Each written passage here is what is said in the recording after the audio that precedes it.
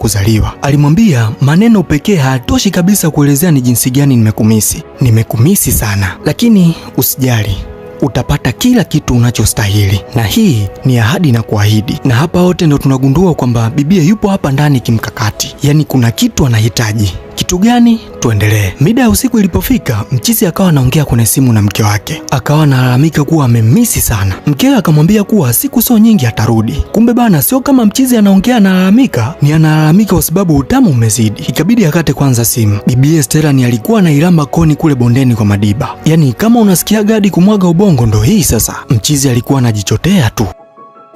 Siku zilienda na mshikaji akawa anaongea naye mpaka anapokuwa kazini. Mshikaji wake Kevin bado aliendelea kumsihi kuwa anachokifanya hakikuwa sahihi, lakini Harry alizidi kumsifu Stella kuwa ni fundi mno. Kevin akamwambia mara zote karma huwa inakuja kwa wakati, kwani unafikiri anajali sasa? Akamwambia kuwa yeye karma yake itakuwa ni yale madude ya Stella tu. Hadi mshikaji wake ikabidi acheke. Huku nyumbani tunamwona Stella akajipamba mwenyewe anatoka, utamwambia nini? Mlinzi alipomwona akaanza kumzingua, akamuuliza toka lini umeanza kuvaa kama madam? Kisha akaanza kumuongelea mafumbo. Stella akamchimba mikwala afanye mambo yake, la sivyo atamfukuzisha kazi. Kisha huyo akaondoka zake, akamwacha anaendelea kujiongelesha mwenyewe.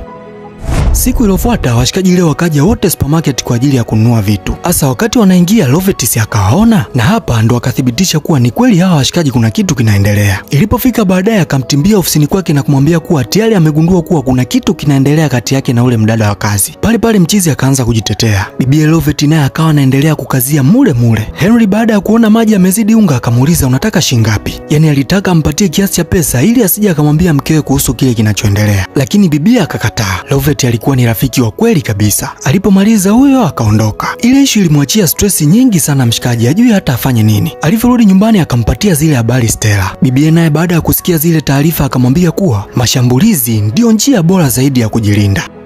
Kabla hajamwambia mkeo, wenda unatakiwa kuanza. Bibia akamjaza kishenzi. Tunatupa kesho yake washikaji kama kawaida yao. Jamaa walikuwa wanakiwasha popote mzee, ili wanataka wakinukishe. Stella akaomba kwenda uani mara moja, na alivyokuwa na makusudi sasa, mchizi ikabidi anzage kulegeza mkanda kwanza. Yaani ni alikuwa kapania kishenzi. Hasa wakati anaendelea kumsubiri saa ngapi Lisa asiingie, bibie ndo alikuwa anarudi, ila hakutaka kumpigia simu maana alitaka amsurprise. Cheki anavyohangaika. Bibia akamuuliza upo sawa kweli? Akamwambia nipo sawa, ni vile tu nimefurahi umerudi, huku anaufunga mkanda wake taratibu. Hasa wakati wamekaa Stella akatoka pale pale akapiga na magoti anamsalimia madam. Stella alikuwa ni mwigizaji mzuri sana, alimsalimia madam bosi kisha akambebea na mabegi yake akampelekea ndani. Hasa kwa kuwa Asmani tayari alikuwa yupo standby, ikabidi tu aende akakiwasha na mama mjengo sasa, maana hamna namna. Siku iliyofuata mshikaji akafanya kama alivyoshauriwa na Stella. Alimwambia mkewe kuwa kuna siku Stella alikuja pale nyumbani na kuanza kumseduce, yani kumtega. Lisa haamini kabisa, akahisi kuwa ni utani, lakini mchizi alikuwa yupo serious, aliongea kwa hasira mpaka akatoka mule chumbani. Alipokuja kumuuliza Stella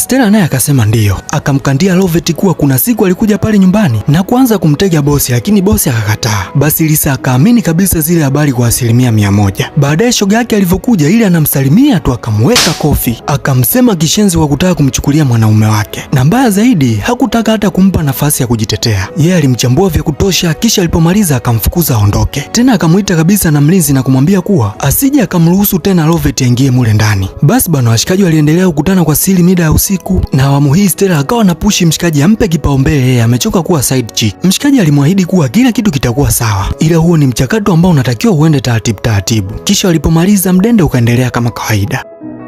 Sasa unakumbuka ule msemo unasema za mwizi ni 40? Washikaji leo wote wakaagana wanaenda kazini. Hasa baada ya kuondoka Harry akarudi, maana jana yake alikuwa hajaipiga vizuri. Kwa mida hii amerudi ili amalize wahindi. Washikaji ni walikiwasha sana hapo ndani, ilikuwa inasikika miguno tu. Hasa kwa bahati bibie naye alikuwa akarudi, kuna kitu amesahau, hivyo akawa anasikia kila kitu. Washikaji baada ya kumaliza wanatoka hawaamini. Harry akaanza kujingatangata, maneno hayatoki vizuri mdomoni. Lisa akauliza ni kwa muda gani? Na hapa ndo tunagundua kuwa kumbe washikaji walianza muda mrefu sana. Hata ile siku alivyopigiwa simu na kuambiwa kuwa mshikaji wake amepata ajali yupo hospitali ilikuwa ni uongo. Aliyekuwa akampigia ni Stella ambaye alikuwa akampangia hoteli, na hii ndo siku ambayo alimconvince ampeleke nyumbani kwake, kwani amechoka kukaa mule hotelini. Na hata plani ya kujifanya kuwa ni mdada wa kazi Stella ndo aliitengeneza. Washikaji wakakiwasha, kisha asubuhi mkewe akampigia simu na kumwambia aende na mgonjwa nyumbani, kwani amewaandalia chai wote. Ile ikawa ni kisanga, maana yeye alimdanganya. Kwa alichokifanya akamtafuta mshikaji wake Kelvin, kisha akamuelezea jinsi scenario ilivyo. Kelvin alimaindi kuingizwa kwenye ule ujinga, lakini kwa kuwa ni mshikaji wake ikabidi tu akubali ili kumuondolea kile kipengele. Kwa akaja mpaka nyumbani. Walivyotoka akamwambia kabisa kuwa hajapenda